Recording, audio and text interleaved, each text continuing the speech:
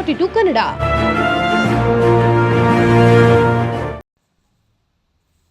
ರಾಜ್ಯದಲ್ಲಿ ನಡೆಯಲಿರುವ ತಾಲೂಕು ಜಿಲ್ಲಾ ಪಂಚಾಯಿತಿ ಸೇರಿದಂತೆ ಸ್ಥಳೀಯ ಸಂಸ್ಥೆ ಚುನಾವಣೆಯಲ್ಲಿ ಪಕ್ಷವು ಯಾರಿಗೂ ಬೆಂಬಲ ನೀಡದೆ ಸ್ವತಂತ್ರವಾಗಿ ಸ್ಪರ್ಧೆ ಮಾಡಲಿದೆ ಎಂದು ಆಮ್ ಆದ್ಮಿ ಪಕ್ಷದ ರಾಜ್ಯ ಪ್ರಧಾನ ಕಾರ್ಯದರ್ಶಿ ಬಿಟಿ ನಾಗಣ್ಣ ತಿಳಿಸಿದರು.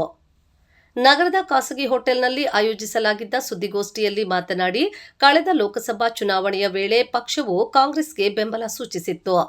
ರಾಜ್ಯದಲ್ಲಿ ಮುಂಬರುವ ಎಲ್ಲಾ ಸ್ಥಳೀಯ ಚುನಾವಣೆಗಳಲ್ಲಿ ಆಮ್ ಆದ್ಮಿ ಪಾರ್ಟಿಯು ಸ್ವತಂತ್ರವಾಗಿ ಸ್ಪರ್ಧಿಸಲಿದೆ ಎಂದು ಹೇಳಿದರು. ಪಕ್ಷವನ್ನು ಬೂತ್ ಮಟ್ಟದಿಂದ ಕಟ್ಟುವ ನಿಟ್ಟಿನಲ್ಲಿ ರಾಜ್ಯದಲ್ಲಿ ಎಲ್ಲಾ ಜಿಲ್ಲೆಗಳಲ್ಲಿ ಪಕ್ಷಕ್ಕೆ ನೂತನ ಪದಾಧಿಕಾರಿಗಳನ್ನು ಆಯ್ಕೆ ಮಾಡಲಾಗುತ್ತಿದೆ. ಇದರ ಮುಂದುವರೆದ ಭಾಗವಾಗಿ ರಾಮನಗರ ಜಿಲ್ಲಾ ಘಟಕಕ್ಕೆ ನೂತನ ಪದಾಧಿಕಾರಿಗಳನ್ನು ಆಯ್ಕೆ ಮಾಡಿಕೊಳ್ಳಲಾಗಿದ್ದು, ಎಲ್ಲರಿಗೂ ಆಯ್ಕೆ ಪತ್ರವನ್ನು ವಿತರಣೆ ಮಾಡಲಾಗುತ್ತಿದೆ ಎಂದು ಹೇಳಿದರು. ಬಿಜೆಪಿಯ ಉದ್ದೇಶವಾಗಿದ್ದ 400 ಸ್ಥಾನ ಗೆಲ್ಲಲು ಅವಕಾಶ ಮಾಡಿಕೊಡಬಾರದು ಎಂಬ ಕಾರಣಕ್ಕಾಗಿ ಲೋಕಸಭಾ ಚುನಾವಣೆ ವೇಳೆ ಆಮ್ ಆದ್ಮಿ ಪಾರ್ಟಿ ಕಾಂಗ್ರೆಸ್ಗೆ ಕೈ ಜೋಡಿಸಿತು ಎಂದು ಹೇಳಿದರು. ನಾವು ಯಾವುದೇ ರೀತಿಯಾದಂಥ ಗಠಬಂಧನ ಮಾಡಿಕೊಳ್ಳಲ್ಲ. ಇಂಡಿಪೆಂಡೆಂಟ್ ಆಗಿ ಇಡೀ ರಾಜ್ಯದಲ್ಲಿ ಎಲ್ಲ ಕ್ಷೇತ್ರದಲ್ಲಿ ಚುನಾವಣೆಯನ್ನು ನಡೆಸಬೇಕು ಅಂತ ಪಕ್ಷ ತೀರ್ಮಾನ ಮಾಡಿದೆ. ಆ ಉದ್ದೇಶದಿಂದ ನಾವು ಎಲ್ಲ ಜಿಲ್ಲೆಯಿಂದಲೂ ಪ್ರವಾಸ ಮಾಡಿ ಪಕ್ಷ ಸಂಘಟನೆಯನ್ನು ಬೂತ್ ಮಟ್ಟದಿಂದ ಸಂಘಟಿಸಬೇಕು ಅನ್ನೋ ಒಂದು ಉದ್ದೇಶದಿಂದ ತಾಲೂಕು ಮಟ್ಟದಿಂದ ಮತ್ತು ಜಿಲ್ಲಾ ಮಟ್ಟದಿಂದ ಪದಾಧಿಕಾರಿಗಳ ಆಯ್ಕೆ ಕಾರ್ಯಕ್ರಮನ ಹಲವಾರು ಜಿಲ್ಲೆಗಳಲ್ಲಿ ಈಗಾಗಲೇ ಮುಗಿಸಿದ್ದೇವೆ. ಅದೇ ಮಾದರಿಯಲ್ಲಿ ಇವತ್ತು ರಾಮನಗರ ಜಿಲ್ಲೆಯಲ್ಲೂ ಸಹ ನಮ್ಮ ಪಕ್ಷದ ಪದಾಧಿಕಾರಿಗಳನ್ನ ಆಯ್ಕೆ ಮಾಡಿ ಇವತ್ತು ಒಂದು ಪದಗ್ರಹಣ ಕಾರ್ಯಕ್ರಮ ಅಂತ ಇವತ್ತು ರಾಮನಗರ ಜಿಲ್ಲಾ ಮಟ್ಟದಲ್ಲಿ ಆಯೋಜನೆ ಮಾಡಬೇಕು ಅಂತ ನಮ್ಮ ಜಿಲ್ಲಾಧ್ಯಕ್ಷರಂತ ಬೈರೇಗೌಡರು ವ್ಯವಸ್ಥೆ ಮಾಡಿದ್ದಾರೆ. ಅದಕ್ಕೋಸ್ಕರ ನಾವೆಲ್ಲ ರಾಜ್ಯ ಸಮಿತಿಯಿಂದ ಇವತ್ತು ಬಂದು ಒಂದು ಪದಗ್ರಹಣ ಕಾರ್ಯಕ್ರಮ ಇಲ್ಲಿ ಇಟ್ಕೊಂಡಿದ್ದೀವಿ. ಬೂತ್ ಮಟ್ಟದಿಂದ ಪಕ್ಷ ಸಂಘಟನೆ ಮಾಡಲಿಕ್ಕೋಸ್ಕರ ಇವತ್ತಿಂದಲೇ ನಾವು ಫೀಲ್ಡ್ಗೆ ಇಳಿದಿದ್ದೇವೆ. ಈಗಾಗಲೇ ಸುಮಾರು 20 ಜಿಲ್ಲೆಗಳಲ್ಲಿ ನಮ್ಮ ಪಕ್ಷದ ಪದಗ್ರಹಣ ಕಾರ್ಯಕ್ರಮ ಮುಗಿದಿದೆ.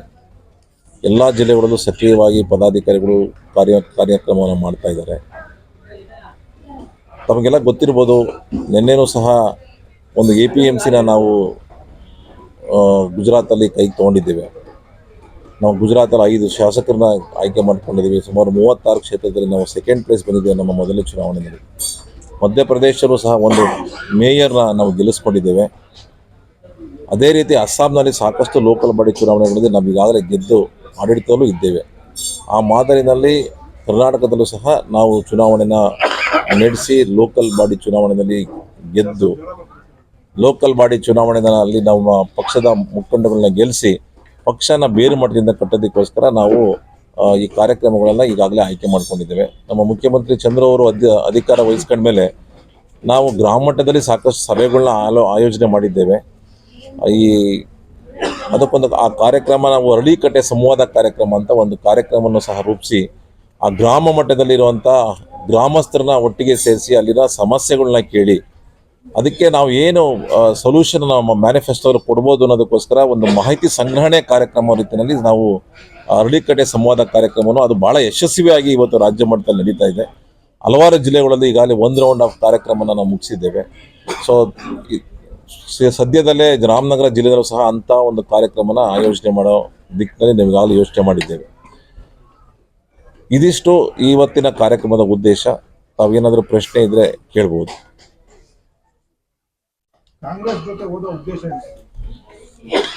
ನಮಗೆ ಮೂಲ ಉದ್ದೇಶ ಇದ್ದಿದ್ದು ನಾವು BJP ಸೋಲಿಸಬೇಕು ಅಂತ.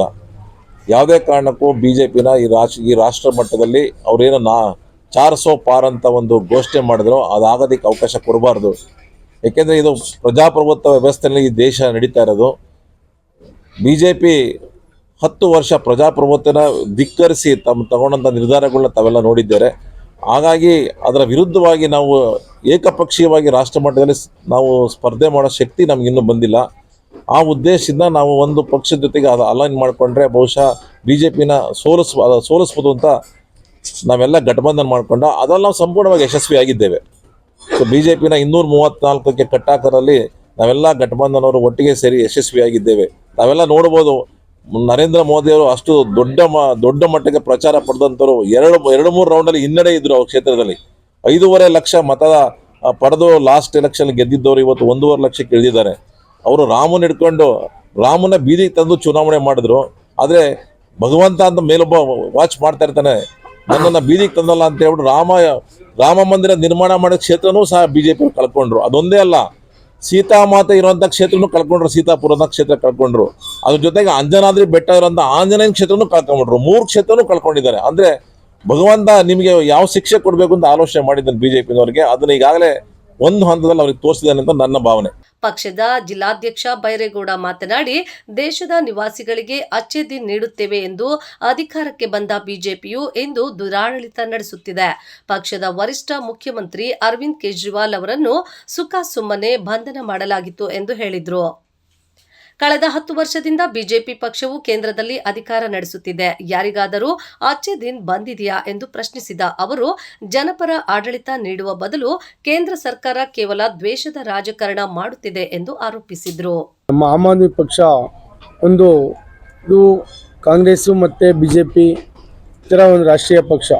ಈ ಪಕ್ಷ ಏನಾಗಿದೆ ಅಂತಂದರೆ, ಇದು ನಾವು ನೀವೆಲ್ಲರೂ ಸೇರಿ ಒಟ್ಟಿಗೆ ಬೆಳೆಸಿದಂಥ ಪಕ್ಷ. ಇದು ಅರವಿಂದ್ ಕೇಜ್ರಿವಾಲ್ ಅವರು ಕಟ್ಟಿದಂಥ ಪಕ್ಷ. ಆದರೆ ಇವತ್ತು ಏನು ಈ ಭ್ರಷ್ಟ ಬಿಜೆಪಿ ಸರ್ಕಾರ ಏನು ಅವ್ರನ್ನ ಯಾವುದೇ ಒಂದು ಪುರಾವೆಗಳಿಲ್ಲದೆ, ಸಾಕ್ಷಿಗಳಿಲ್ಲದೆ ಅವ್ರನ್ನ ತಗೊಂಡೋಗ್ಬಿಟ್ಟು ಇವತ್ತು ಜೈಲಿನ ಕೋಣೆಯಲ್ಲಿ ಕೂಡಾಕಿದೆ. ಆದರೂ ಕೋರ್ಟು ಅವ್ರಿಗೆ ಬಿಡುಗಡೆಗೊಳಿಸಿದ್ರು ತಿರ್ಗಾ ಅವರು ತಡೆಯಾಜ್ಞೆಯನ್ನು ತರ್ತಾರೆ. ಇವೆಲ್ಲ ಏನು ಪ್ರಜಾಪ್ರಭುತ್ವ ವ್ಯವಸ್ಥೆಯಲ್ಲಿ ನಾವು ಇದ್ದೀವ ಅನ್ನೋದು ಒಂದು ನಮಗೆ ನಾವು ಅದನ್ನ ಕಲ್ಪನೆ ಮಾಡ್ಕೊಳಕ್ಕೆ ಆಗ್ತಾ ಇಲ್ಲ. ಯಾಕೆಂದರೆ ಒಂದು ಕೋರ್ಟ್ ತೀರ್ಪನ್ನು ಕೊಟ್ಟು ನಾಳೆ ಈಗ ರಿಲೀಸ್ ಆಗ್ತಾರೆ ಕೇಜ್ರಿವಾಲ್ ಅವರು ಅಂತ ಎಲ್ಲರೂ ಇಲ್ಲಿ ಖುಷಿಯಾಗಿರೋ ಟೈಮ್ನಲ್ಲಿ ತಿರ್ಗಾ ತಡೆಯಾಜ್ಞೆ ಕೊಡ್ತಾರೆ. ಇವ್ರದ್ದು ದುರಾಡಳಿತ ಮತ್ತು ಬಿ ಜೆ ಪಿನವ್ರದ್ದು ಮತ್ತು ಏನೋ ಯಾರನ್ನೂ ಬೆಳೆಯೋಕ್ಕೆ ಯಾರು ಹೋಗ್ತಾ ಇದ್ದಾರೋ ಅವ್ರನ್ನ ಕಡಿವಾಣ ಹಾಕೋದೇ ಇವ್ರ ಕೆಲಸ. ಅಭಿವೃದ್ಧಿ ಕೆಲಸನ ಬಿ ಜೆ ಪಿ ಸರ್ಕಾರ ಮಾಡ್ತಾಯಿಲ್ಲ. ಸುಮ್ಮನೆ ಏನೋ ಒಂದು ಹಿಂದುತ್ವ ಅನ್ನೋ ಹೆಸರಿನಲ್ಲಿ ಮತ್ತು ಜಾತಿಗಳು ಇಲ್ಲಿ ಹಿಂದೂ ಮುಸ್ಲಿಮ್ನವ್ರು ಎತ್ಲಿ ಕಟ್ಟೋದು, ಜಾತಿಗಳಲ್ಲಿ ಜಾತಿ ರಾಜಕಾರಣ ಮಾಡ್ತಾ ಇದ್ದೀವಿ. ಅಭಿವೃದ್ಧಿ ಏನೂ ಆಗಿಲ್ಲ. ಅಚ್ಚೆ ದಿನ ಎಲ್ಲಿ ಬಂತು? ಮೋದಿಯವರು ಹೇಳ್ಕೊಳ್ತಾನೆ ಬಂದರು 15 ವರ್ಷದಿಂದನು. ಇನ್ನು ಅಚ್ಚೆ ದಿನ ಬಂದಾಯ್ತಾ ನಿಮ್ಗೆ ಯಾರಿಗಾರು? ಮತ್ತೆ ಇಷ್ಟಾಗಿದೆ. ತಾವು ದಯವಿಟ್ಟು ಮಾಧ್ಯಮದವರು ಅಷ್ಟೇ, ನಮ್ಮ ಪಕ್ಷ ಪ್ರಾಮಾಣಿಕ ಮತ್ತು ಸ್ವಚ್ಛ ಪ್ರಾಮಾಣಿಕ ಮತ್ತು ಜನಪರ ಕಾರ್ಯಗಳನ್ನು ಮಾಡೋಕ್ಕೆ ಅಂತ ಹೊರಟಿರುವಂಥ ಪಕ್ಷ. ಆ ದೃಷ್ಟಿಯಿಂದ ರಾಮನಗರದ ಜನತೆ ಇವತ್ತು ಆಮ್ ಆದ್ಮಿ ಪಕ್ಷಕ್ಕೆ ಬೆಂಬಲವನ್ನು ಕೊಡಿ ಮತ್ತು ಪಕ್ಷಕ್ಕೆ ಅಭ್ಯರ್ಥಿಗಳನ್ನು ಸೇರಿಸಿ ಪದಾಧಿಕಾರಿಗಳನ್ನ ಪಕ್ಷ ಸಂಘಟನೆ ಮಾಡ್ಕೊಂಡು ಹೋಗೋಣ ಅಂತ ಈ ಮುಖಾಂತರ ನಾನು ತಿಳಿಸೋಕೆ ಇಷ್ಟಪಡ್ತೀನಿ.